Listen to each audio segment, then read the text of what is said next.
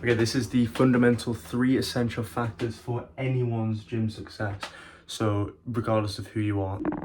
Number 1 is purpose. So I'm just going to try and crack straight into this. Basically, if you don't know why you're there and you don't know why you're doing what you're doing, you're probably not going to be there for long or do what you're doing for very long. So yeah, whether it be, you know, like mental health, physical health, training for a sport, or whether your sport is actually in the gym, such as, you know, like powerlifting, weightlifting, and bodybuilding, strongman, for example. I mean, I know strongman doesn't strictly take place with just a barbell or just a pair of dumbbells, but very much in a gym environment that you'll find strongman training, whether or not it be a commercial gym, just regular gym, or a powerlifting gym or not. Basically, if you don't know why you're there and you don't know what you're doing, I very much recommend that you find out what you're doing it for. I mean, most people usually go to the gym just to stay in shape, just to look good and mentals and stuff like that, which is great. And if you know that, and anytime you're struggling, that's why it's important, is to bring that out, is when you're like, oh damn, I don't feel like doing this today. As much as it's important, yes, to look after yourself. And I mean, if your body's really aching or your body's like tired, if you know what I mean, recommend, you know, obviously take a rest day. But most of the time it's just, you know, you're not really in the mood, but by the time you get there, you'll get in the mood, and you pop some music on, get your mind in the right space. But you can't really get your mind in the right space if you don't know what you're doing it for. So yeah, I'd very much recommend you find out what your purpose is for lifting, for going to the gym, etc. And if you do that, anytime that comes up and you're like, damn, I don't feel like doing it, you can go, well, how's my mental health going to get any better? How's my physical health going to get any better? You know, so for example, you got like a health condition, or maybe you want to get in better shape if you're a little bit overweight or a little bit underweight, for example. You can point to that for yourself and sort of use that as a bit of fuel to keep you going on your path when you're not really feeling it. Also, I was just about to rub this out and like move on to the next point, but I think it's very much important for purpose, because that's how you know how you're training as well. So say, for example, you want to lose weight, you might want to do a little bit more cardio, higher rep ranges, etc. You want to gain weight, you might want to do lower rep ranges, more hypertrophy based, and eat more, for example. So that helps you build into the next point, which is lifestyle. Okay, so what I was leading on before with from purpose is lifestyle. So obviously there's a multitude of factors to do with lifestyle, and the way you figure out like the intensity, the style of those is based on your purpose or what you're in it for. So for example, strongman might eat a lot more than somebody who's trying to lose weight. So depending on what you're in the gym for, depending on why you're going, yeah, change lifestyle. But the couple most important things I'd say is sleep. Say for example, somebody came up to you and you're like a performance athlete, or just anybody who wants a good mood or good work, and said, I'll improve that by 30%. How much would you pay for that? You probably pay a pretty damn like a lot. If it improve your life or improve your mood, your sleep quality, your physical output for by 30%, that is a lot. Imagine your PRs went up by 30%. That'd be absolutely insane. So how much would you pay for that? How much would you pay is not clowning around on your phone before bed, not doing anything, not stimulating yourself, not eating an hour before bed, and getting 6 to 8 hours or 6 to 9 hours, depending on how serious you are, of good quality sleep. Now, second one is nutrition. If you don't have good nutrition, you're not going to fuel yourself properly. You wouldn't put olive oil in a Ferrari, would you? So what I'm thinking is, obviously depending on your body weight, depending on your goals, relatively high protein. So I'd say anywhere from 0.6 to 1 gram of protein per pound of body weight. So for me, that's looking around 160 grams of protein, because I like to sit on the high end just to make sure I'm maximizing that. But don't go over. You're genuinely wasting your money, your time, and your calories to go over that. There's no harm if you do, but I'm just saying, like, don't aim and don't get disappointed if you don't get over that 0.7 to 1 gram of protein per pound per body weight. Because yeah, there's really no turnover past that point, and it's just a waste. So, and the thing, carbs, your main obviously energy source. Never cut your carbs. It's just a terrible idea unless you're a bodybuilder going into prep. Never cut your carbs, because yeah, they're basically the fuel for your training, fuel for everything. And then you've got fat, I'd probably try and keep fat to a minimum, I can't lie. If you're bulking, even though it does add to your calories quite a lot, it'll stop you from eating a fair bit of food in the day because it bloats you, it makes you feel massively full. So yeah, steer away from that. And people who are cutting, yeah, massively calorific. Protein, carbs 9 calories per gram, fat is 9, so you're really wasting a lot of calories there, and macros when you eat too much fat. So yeah, make sure to stay away from that.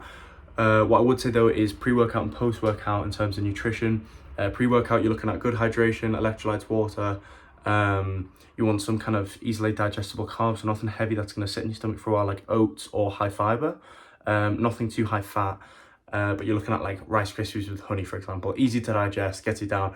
Or for some people might have access to like dextrose powder, or something like that, which I think most people watching won't, but it's a shout if you do have access to it for sure, and you want to improve your performance in the gym like that. But yeah, post-workout, you're looking at high protein meals, high fiber, high carbs, something maybe a little bit sugary after the gym. Do a little rich piñata, and yeah, make sure to get your blood sugar back up. Yeah, high carbs for glycogen stores, protein for because the anabolic window, it's not massively important, but it does exist.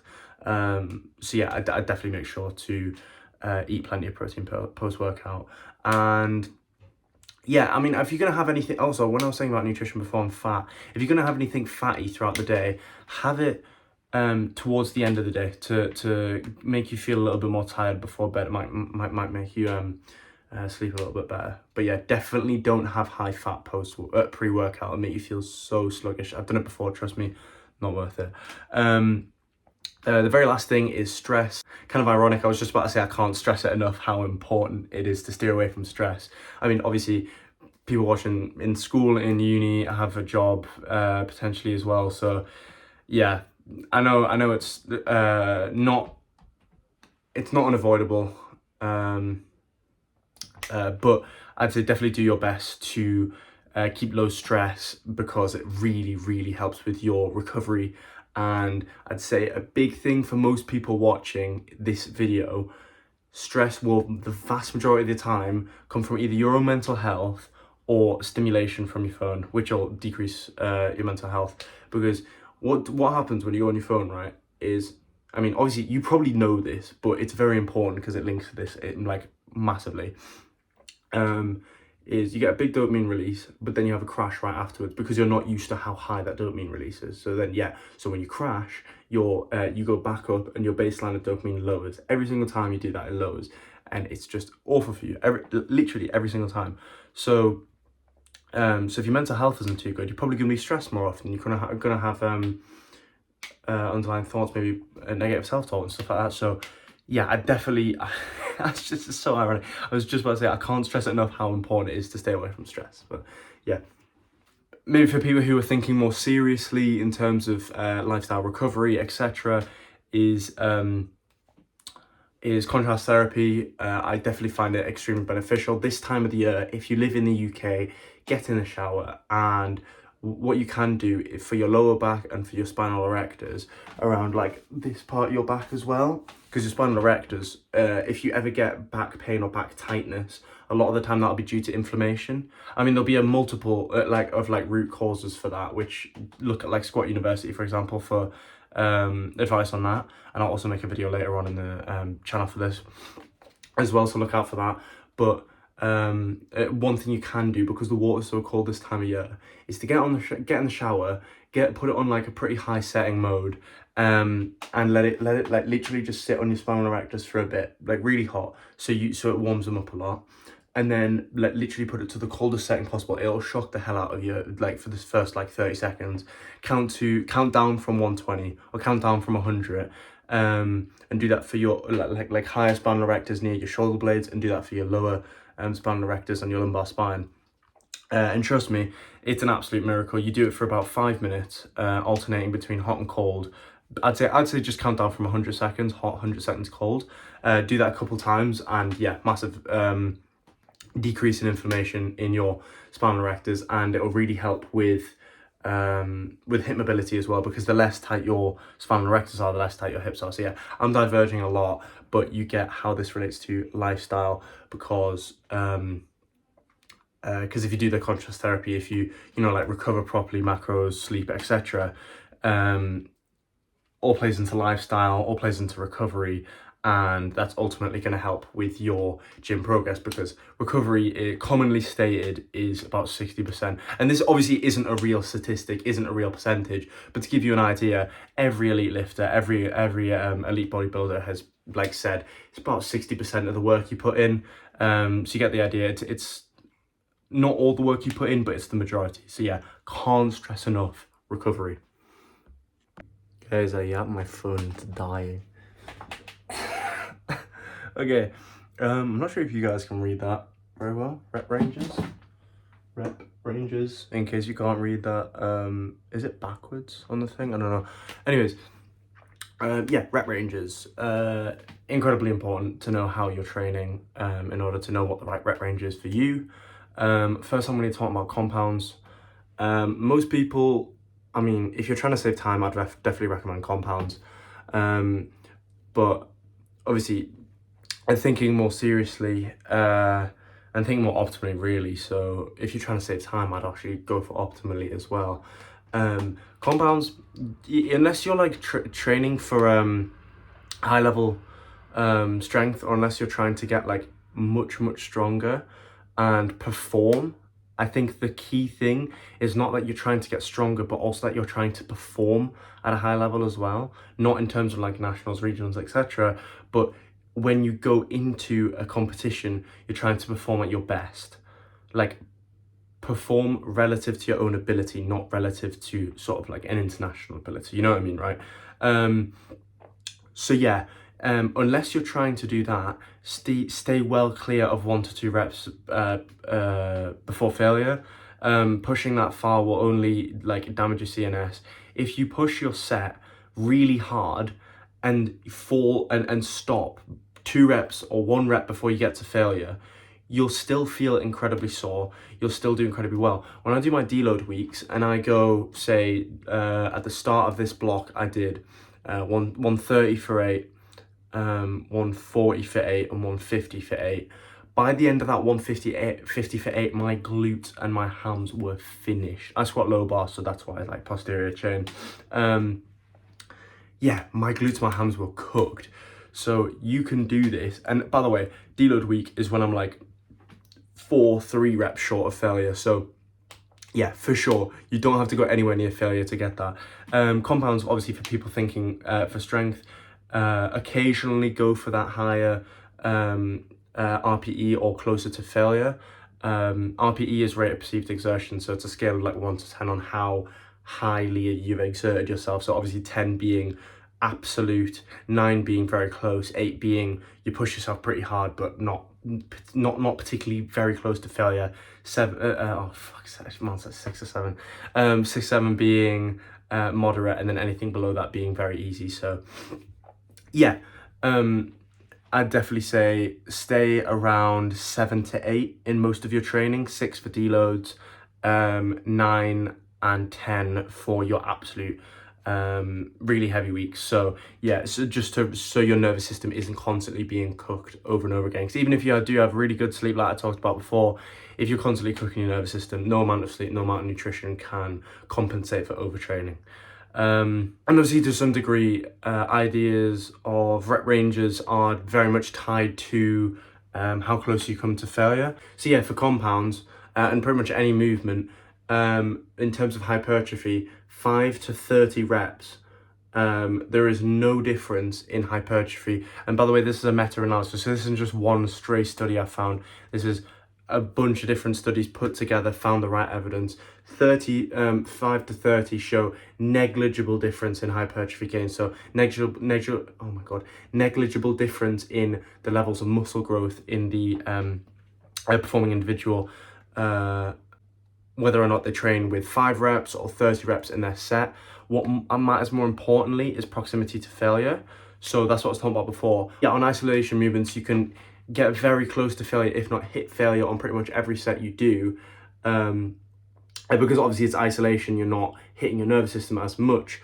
But I would very much recommend you don't do that just for the sake of your own nervous system, because then when it comes to compounds, or when it comes to just, you know, like recovering for your next session, it's going to be so much easier. The big thing people miss is that there's this huge thing of go to failure, push every set like beyond your capability, if you know what I mean.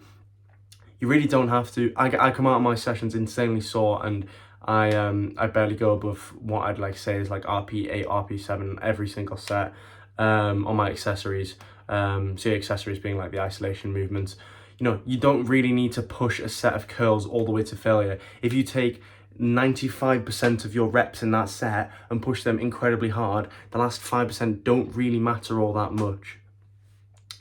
But what I'd also take into consideration is on compound movements, are you really going to be doing 30 reps? Like imagine doing 30 reps of squat or 30 reps of deadlifts or bench, and having a proximity, like a quite close proximity of failure on those movements. Your heart and your cardiovascular system is going to burn out faster than your muscles are. So typically for compounds, I'd be thinking 5 to 8 reps, 8 being pushing it in terms of cardiovascular is going to limit you more than thinking. And that's just not just advice from a powerlifter, that I'm saying that genuinely for most people, 8 reps will push you quite a fair bit cardiovascularly if you're going quite close to failure on those 8 reps. In terms of isolation, like you can imagine doing like 30 reps of bicep curls, 30 reps of lat raises, for example, or hamstring curls, definitely to burn out. So I think you can definitely hit the higher rep range on that. In terms of how many reps you have left in reserve, you've got to try and pick, depending on what your training looks like, how close you get to that failure. Because if you're all the way along here, getting very close to failure, your injury risk is higher, but typically you might get a little bit more hypertrophy out of that, just like squeeze the last little bit of hypertrophy.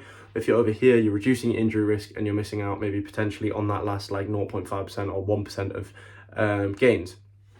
But I don't want you guys to think in the high risk, high reward end, where you're going all the way over here and hitting RP10 on squat every week, because your nervous system's going to be crying. So yeah, I think that's something you kind of need to personalize, because I can't tell you for if you're just a gym goer, I can't tell you like, oh, do this, do this, do this, do this, because your goals vary massively. So yeah, these are definitely things you need to take in consideration. And I want to finish off the video with like a little bit of like an honorable mention for sort of like the fourth thing, but I'm not really going to class it as a fourth thing. And just to go into it, all of it with the growth mentality, like prioritize, you know, like self-observation and figuring out what went wrong. Because if you think to yourself, you know, like when something went wrong, you can think, what did I not do right? And change that in the future, and you'll very likely perform higher and make sure you're having better sessions, even if it's not going for like a heavy number on a compound. Even if you just go into your workout primarily like doing isolation work and you're wanting to push yourself quite hard, even if you just have a bad session, even if you're not performing as well, you're not recruiting as much units, like motor units, and then you're not going to be working as many, so you're not going to have as much hypertrophy, if that makes sense. Thanks for watching, and that's the fundamental 3 essential factors for your progress in the gym, no matter who you are.